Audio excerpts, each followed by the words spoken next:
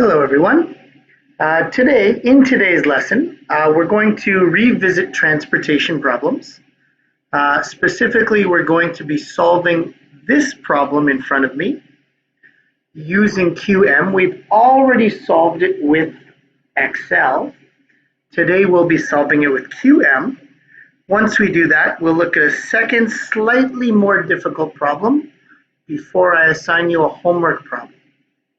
So please try to follow along because all of this will be relevant for the problems you solve or the problem you will have to solve today. Just to quickly revisit the key information, transportation problems are unique problems where we require three characteristics. The problems involve transport from a set number of sources to a set number of destinations. And the goal is to minimize costs. These are always minimization problems. If its goal is to maximize, it cannot qualify as a transportation problem. Each source in a transportation problem is able to supply a fixed amount. No more, no less. Each destination also has a fixed demand. So all of these are true in this situation. So we have transport from a set number of sources to a set number of destinations. Goal is minimizing cost. All the locations supply a fixed amount. All the destinations have a fixed demand. So looking at example question 1 that we solved last week using Excel, we see three cities, Kansas City, Omaha, and Des Moines. We have three destinations, Chicago, St. Louis, and Cincinnati. Grain is shipped to the mills in railroad cars. None of that is important. The keys are Kansas City, Omaha, and Des Moines all have fixed supplies of 150, 175, and 275. We have three mills as mentioned, Chicago, St. Louis, and Cincinnati. We have a demand of 200, demand of 100, demand of 300. So we know each source has a fixed amount.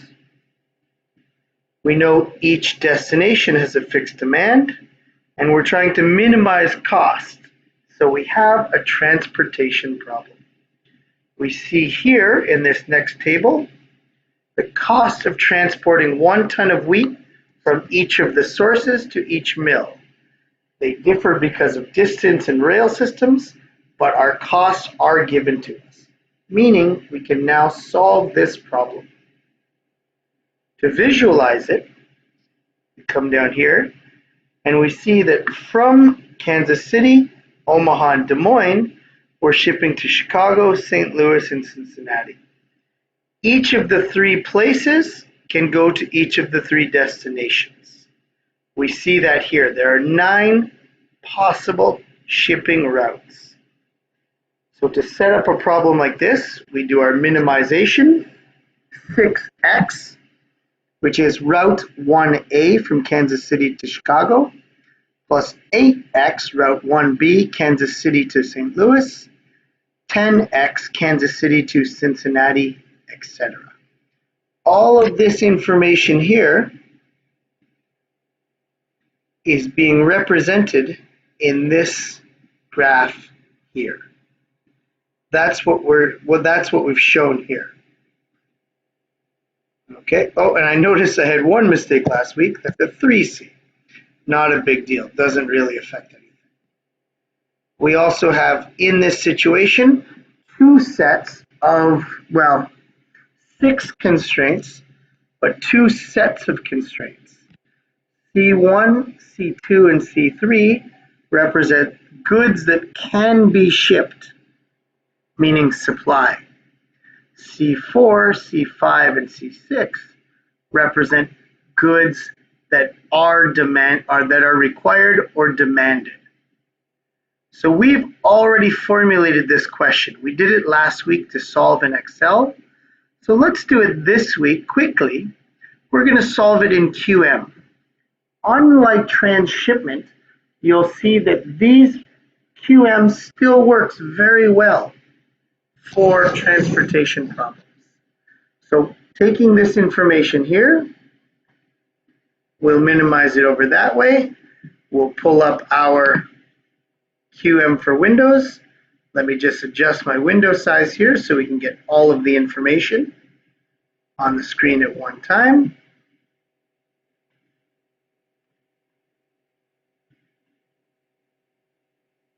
And that's what we've done here. It's not perfect, but we can work with this. Okay, so when we open QM, very simply, click on Module. If you had to guess, what would you say? Probably transportation. We're solving a transportation problem. Transportation is a very set module, so there is a predetermined series of rules for transportation problems. Very simply, we click on transportation, we open a new file, we'll call it the Des Moines, Omaha, Kansas City example.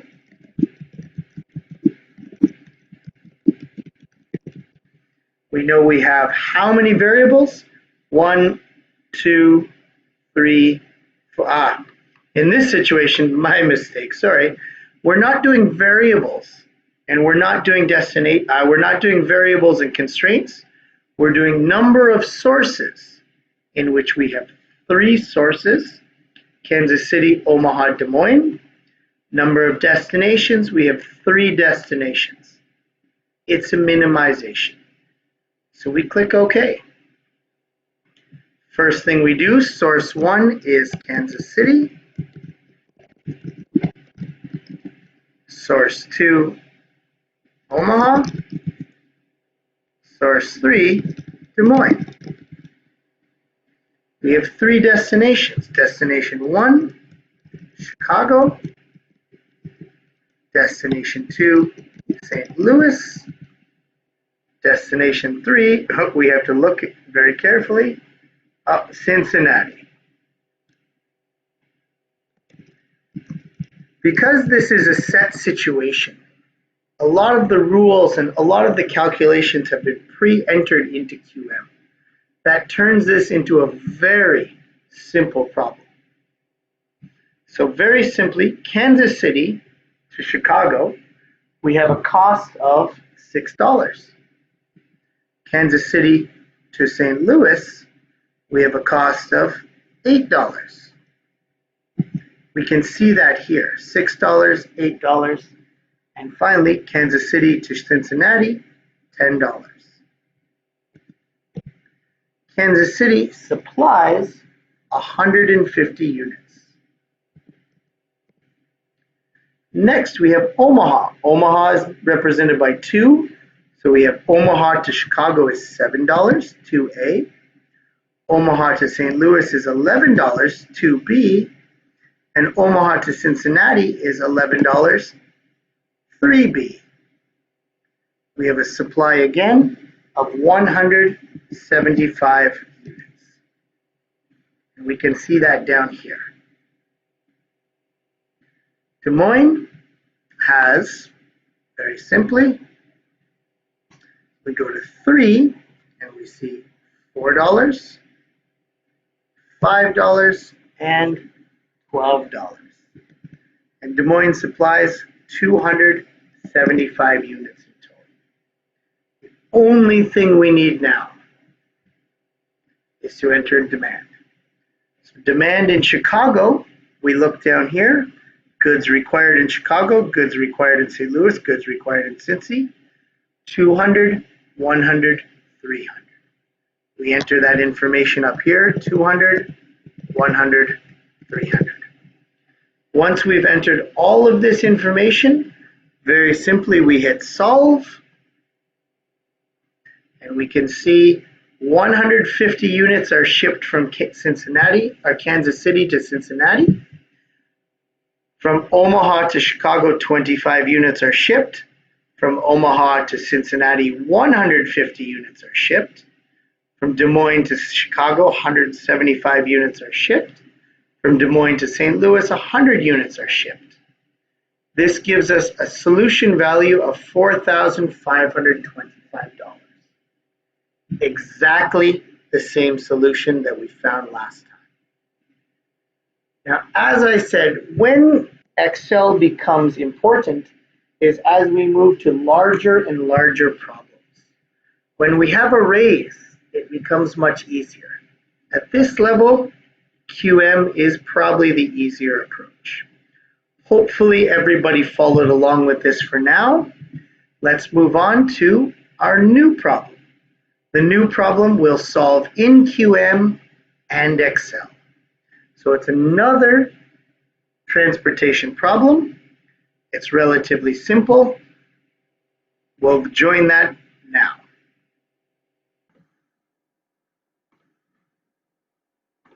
Hello everyone. In this section, we're going to look at our second transportation example. Again, it's relatively similar with one or two wrinkles. So let's have a quick look. Oranges are picked and then stored in warehouses in Tampa, Miami, and Fresno.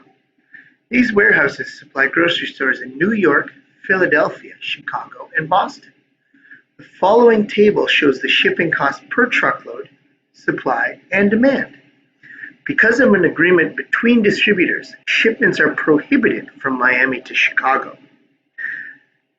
We have the cost, 3 locations, the 3 suppliers, the 4 locations, supply over here, demand down here. So let's highlight that information. Go. And then at the bottom, formulate this problem according to the linear programming model and solve it by using the computer. So this is a relatively straightforward example. There aren't too many wrinkles involved here. When we look at this closely, we can see it's nearly identical to the problem we've solved already. Not identical, but nearly identical. So let's have a quick look. Oranges are picked and stored in warehouses in Tampa, Miami, and Fresno. These are our 3 suppliers. These warehouses supply grocery stores in New York, Chicago, Philadelphia, Chicago, and Boston. Our 4 stores that require goods from us. The following table shows the shipping cost per truckload, supply, and demand. 3 critical points of transportation problems. The next one is important. Because of an agreement between distributors, shipments are prohibited from Miami to Chicago. We're going to highlight that because it's something we didn't see in our previous example. There's one difference. We have a fourth column, and we also have this relatively standard clause, which prohibits shipping from one location to another. We see that often enough, and as you'll see today, it's not that difficult to deal with, but it is something we need to know how to work around. So let's highlight our key points here. These are our 3 different suppliers, our distributors that need to get money, the supply we require,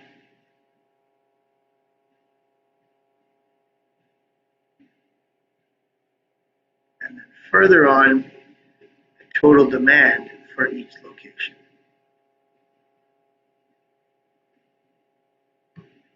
Now we can see here that 600 are supplied. We see here 3, 4, 550 are demanded. So 130 plus 170 is 300, plus 100 is 400, plus 150 is 550. Our our total demanded is 550, our total supplied is 600. We're not going to have any problems fulfilling our demand. Sometimes supply and demand are unequal. In cases like that, if supply and demand are unequal, this becomes not more difficult because we're not deciding. We're allowing the computer to interpret and the computer to decide which are more valuable, which are less valuable. That's not something we have to worry about. All right, so here we have our key information. Let's minimize this. Bring it over here. I think we can make it this small and still see everything. Okay, so we have all our critical information. First, we're going to solve it in QM because we've seen how easy that is. So we're going to pull up our QM here.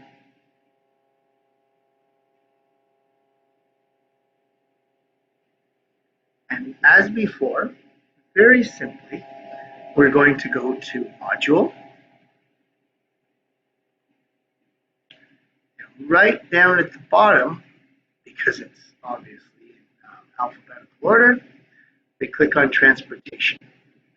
And we're going to see again, because it's transportation is a very defined model. There is very little room for interpretation with transportation problems. They don't allow us any freedom. As we saw before, it must be a minimization. There must be a set number that supply. There must be a set number that have certain demand. If it's not certain supply, certain demand, transportation problems don't work. With linear programming models that we looked at, we had a lot more freedom. With integer and mixed integer programming, there was an immense amount of freedom.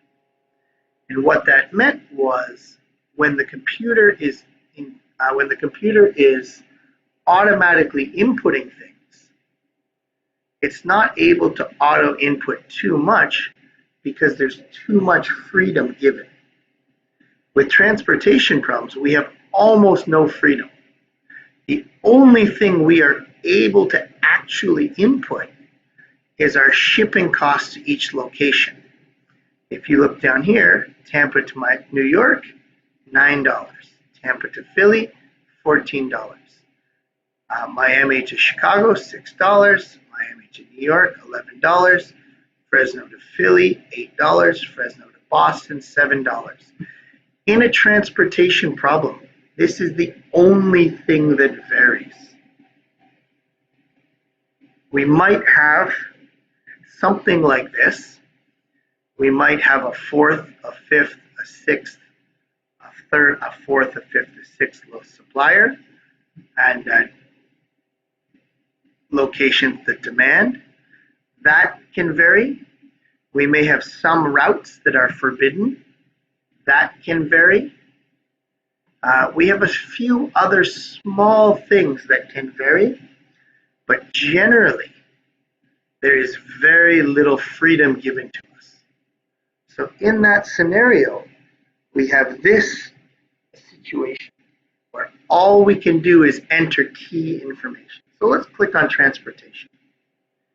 So we open a transportation, and we're going to open a new file as always. Let's call it our orange example.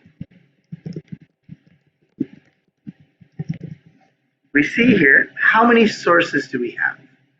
The key is sources are what supplies. So Tampa, Miami, and Fresno. We have 3 sources. We have New York, Philadelphia, Chicago, and Boston. 4 destinations. We're trying to minimize. We click OK. Now up here we have any starting method, northwest corner, minimum cost. For now, that is not relative at this level. That's something we'll look at, or you would look at in the future if you continue on studying managerial science. But for now, this is not important. So very simply, any starting method will do. Let's enter our relevant information here. Source 1, Tampa. 2, Miami. 3, Fresno.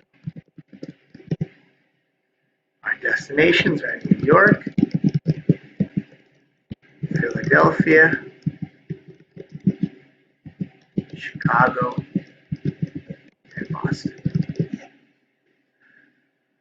We'll enter our supply right away because it's relatively simple. We have 200, 200, and 200. We then enter our demand. Again, relatively simple, 130, 170, 100,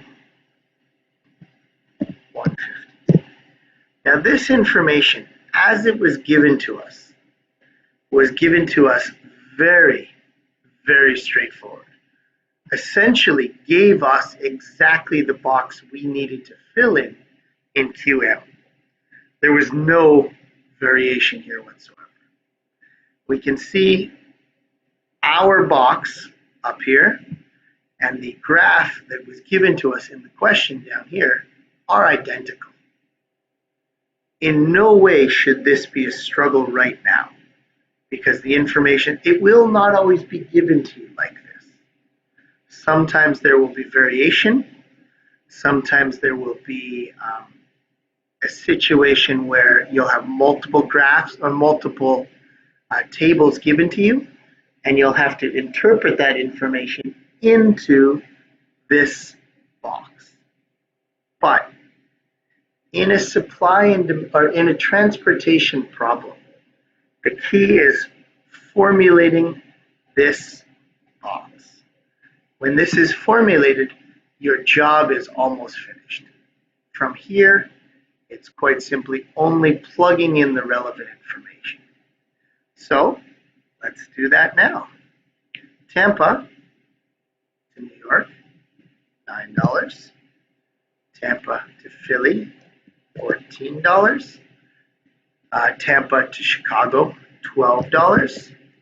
Tampa to Boston, $17. Miami to New York, $11.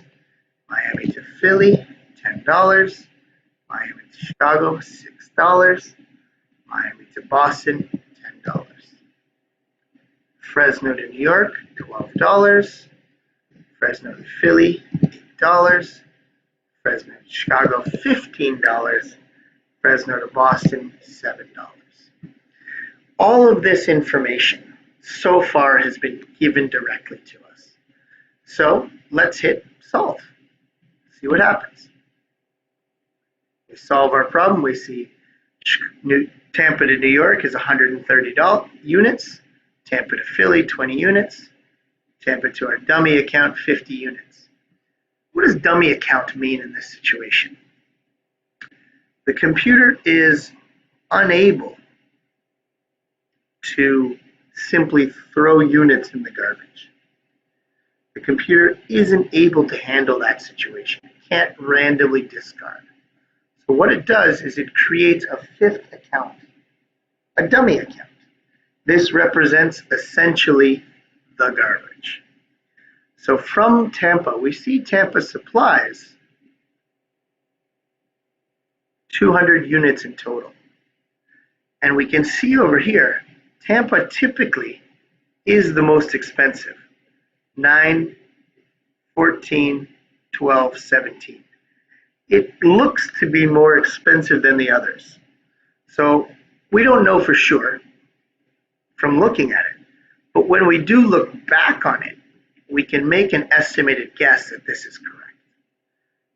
Because it's more expensive, instead of using those goods, it will just very simply throw them in the garbage. And that's why it's sorted to the dummy account. We see over here, Miami has 100 units shipped from Miami to Philly and 100 units shipped from Miami to Chicago. Fresno has $50 shipped from 50 units shipped from Fresno to Philly and another 150 from Fresno to Boston. Everybody has the goods they're looking for. All of the goods were shipped except for 50 that were the most expensive to ship, and they were sent to the dummy account. Theoretically, there are no problems with this answer. We have a total value of $4,500. So to reach our shipping costs, that is how much money it will cost us. However, we missed one thing. So let's go in and edit our data. For each of these places, each of these routes, and that's what these represent. Tampa to New York is a shipping route. Tampa to Philly is a shipping route. Miami to Philly is a shipping route. Miami to Boston is a shipping route. Each of these represent shipping routes. If we look back on our example from earlier, we had all of the arrows drawn from Kansas City, Omaha, Des Moines, to Chicago, St. Louis, and Cincinnati. Each of those blue arrows represented a shipping route. That is what these represent, shipping routes. But we see here a new clause. Because of an agreement between distributors, shipments are prohibited from Miami to Chicago. Miami to Chicago is not possible. So, how do we take care of that? There are a couple different ways. The easiest way is to understand how the computer checks this. So what the computer is doing for each of these examples is it is looking at the routes and checking what is the cheapest way to get all of the goods to where they have to go so that all demand is satisfied. Remember, if supply is extra, it just goes to the dummy account. So what the computer wants to do is make sure everything is satisfied. Make sure everything is satisfied while doing it as cheaply as possible.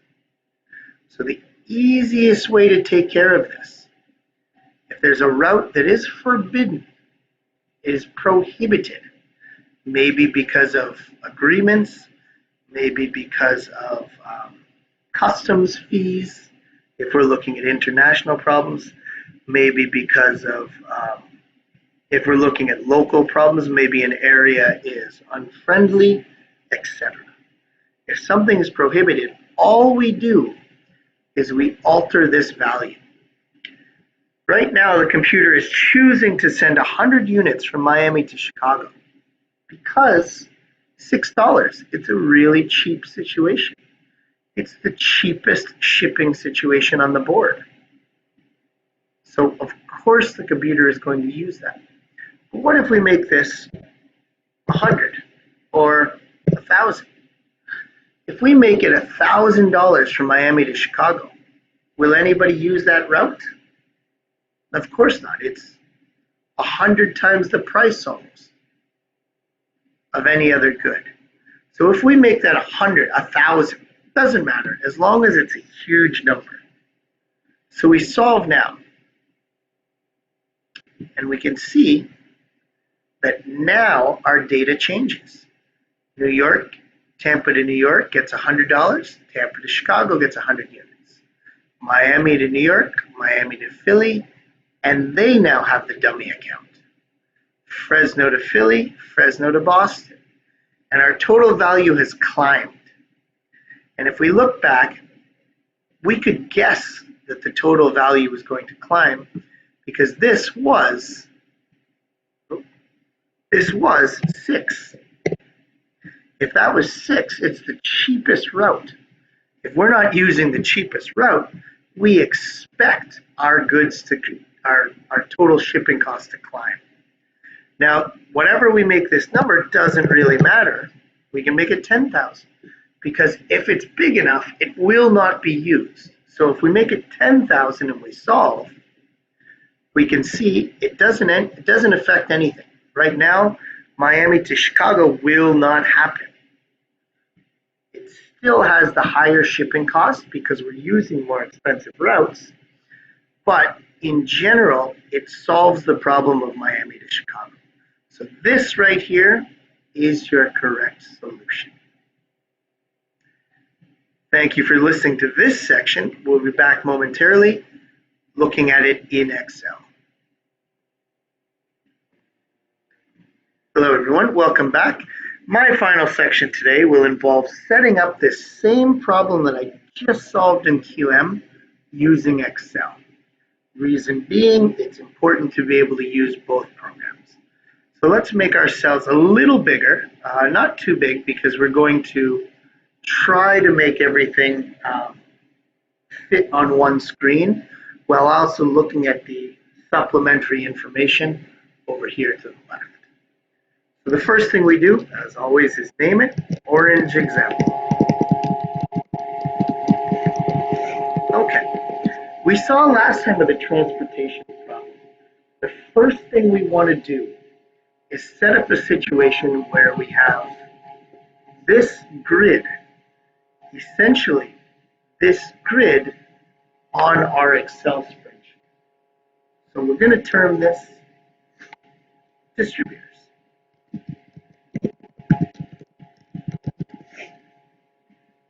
And we have New York, Philadelphia, Chicago, Boston. Those are our 4 distributors. Now we also have 2 other things that we want to put in. We're going to enter our supply here. And this information, supply, is given to us. So supply in this situation we know to be 200, 200, 200. We also have over here amount shipped.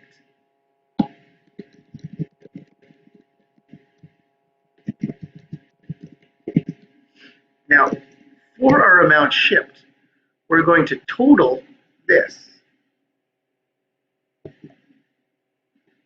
right here, because this is the amount of goods that will be shipped from our supplier. That's all we're going to do. Oh, sorry. Equals sum of these 4 cells. Right now it is 0 because we're not shipping anything.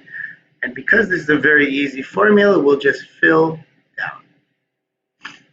Over here, we're going to do the same thing. Like I said, we're recreating this table. So over here we have our suppliers, and it's Tampa, Miami, Fresno. And then we have our demand. That's all we've done so far. Just like we did before when we filled in the 200, 200, 200, here we're going to fill in 130, 170, 100, 150. And over here, again, grain receipt.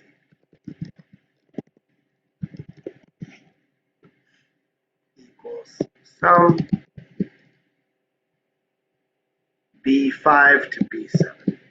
And we can fill, right, because it's a relatively easy formula. We're not going to make any mistakes if we quite simply fill right. Okay.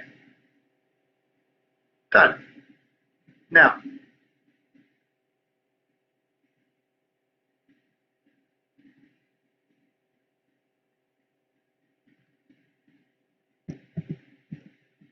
okay. Next, all we do now is, as before, everything looks okay so far. We're going to come down here and we're going to put in our total cost, total shipping cost, let's call it. My spelling is not great. So we'll make this column slightly bigger. Now, we have all of our relevant information. I'm going to make some of my columns quite a bit smaller because I want to try and squeeze more information in here. Uniform columns look beautiful, but they're not always necessary. What is more important typically is getting all of our information in one grouping. We're going to make these columns a little smaller too. Let's make this one. So what we had before and what we're going to see again and again in shipping problems, an easy solution is using arrays to facilitate the entry of data. An array is a grouping of cells that we can multiply against each other instead of multiplying all. If we have 3 suppliers and 4 people demanding, that's 12 different routes. If we do that in a situation where we have to enter each of those 12 different constraints, that's going to take a long time. And as you've seen so far, right now, I'm only several minutes. If I wasn't talking so much, I would only be several minutes into solving this problem. So let's very quickly come up here. And it doesn't matter where we do this, but we're going to recreate this table. So suppliers, and over here, distributors.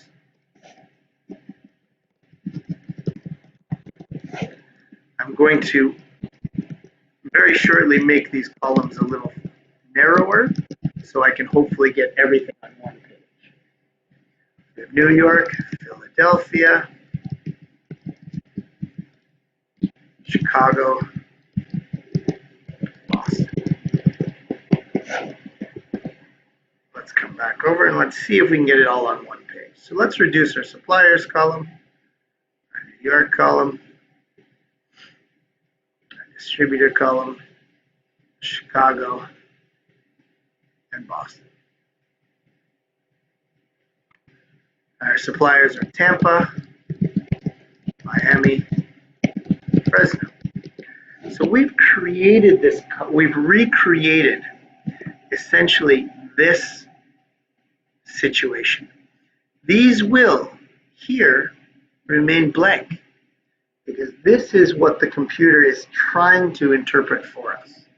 We're going to allow the computer to answer these questions. But before we can do that, we have to enter the relevant shipping data. Oh, I made one mistake. We have to enter the relevant shipping data over here. Suppliers, Tampa, Miami, Fresno. So all we do now is we enter our relevant information provided to us earlier. 9, 14, and that's coming from this table down here. 12, 17. Miami is 11, 10, 6, 10, Fresno 12, 8, 15, 7. Now here, again, we'll make it pretty easy right away, and we're going to make this 1,000 because we know Miami to Chicago is a forbidden route, a prohibited route. So now we've entered all of the relevant information. We have this 4x4, a 3 by 4 situation that the computer will solve for us. And we have a 3 by 4 situation over here where the computer will multiply by the shipping costs to determine our optimal routes. So now that we have our total shipping cost, we have this information provided, we're going to go equals sum product. And that was the first, we used this last time for the first time. And the key is array 1, our sum product 1, that's this grouping. We want to multiply this times this, plus this times this, plus this times this, plus E5 times M5, plus B6 times J5, etc. If we were entering all of that manually, it would take a very long time. It's not impossible. We can do this problem the same as we did other older problems. However, what happens is you end up with an exorbitant, an immense amount of time devoted to writing formulas in Excel. Not only that, you have many chances to make small mistakes. So if we use these arrays and the sum product function, it's a much quicker process, especially if I'm not talking this much. So we have this array multiplied by this array. We close our sum product brackets, we hit enter, and we have 0 now. So the only key formula we really needed to enter has been entered. So as always, we go over to data, we go to the solver function. Our key is B10, so that's where our total shipping cost is. As always, we're trying to minimize. Our variable cells, the one the computer will run permutations of, is now 12 different cells, B5 through E7. Now we have to add our constraints. First, we'll make this simplex LP, and we'll add our constraints. Our first constraint, as we saw before, is that these amounts shipped must be less than or equal to the supply.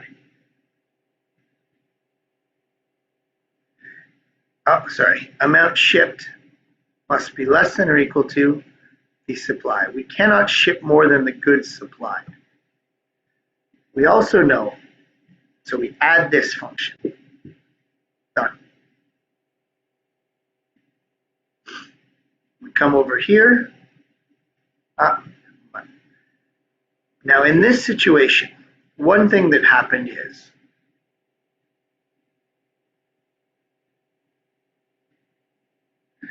we put in G5 to G7. Let's do it one more time. I should have explained something. Because supply outnumbers demand, in the last example, we made both of these equal. Supply must equal demand. In this section, supply is greater than demand. So that's why we have to make it less than or equal to. So the amount shipped total must be less than or equal to the amount supplied. If we make it equal, it's not going to work because we don't have equal supply and demand. If we make it greater than or equal to, it won't work because we don't have that much demanded. So it must be less than or equal to the amount supplied. No, I did it again. Okay, so we add that, and again down here, now this is where our grain received must be equal to our grain demanded. That's what the computer did automatically in QM. That's what we're doing here. We're ensuring that these work properly because they are unequal.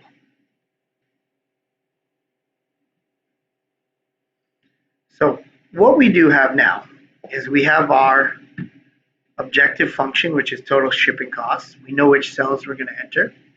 And in this situation, we know that our amount shipped must be equal, our amount demanded, or amount shipped must be less than the amount available, and amount demanded must be equal. If we hit solve in this situation, will we get the identical situation that we saw in QM? Now the answer is, ironically, no. We would, but the problem is we no longer have a dummy column. That's something that we would work on normally, but it's not important at this level. So we hit solve, everything is solver found solution, all constraints and optimality conditions are satisfied. Okay. We see here that in each of these situations, there was nowhere to dump the extra. The computer didn't automatically dump the top 50 most expensive. Instead, it worked with what it was given. So our total shipping cost did go up a little. Miami to Chicago is still banned, but we do not have a dummy column to represent excess. That's something that isn't important at this level, so we're going to ignore it for now. But it is possible to enter dummy columns in, we just don't have to worry about it at this time. So everyone, thank you for listening. Your homework today is to solve a third transportation problem, similar in many ways to the first two.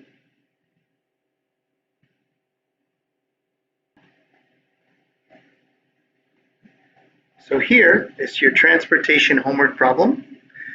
You're going to look at this, and I'll put this right here. So all you have to do is look at your, I will also upload this to our group chat, but here is the basic information. I would like you to solve this problem in both QM and Excel before tomorrow's class. Thank you everyone for listening. I'll see you tomorrow.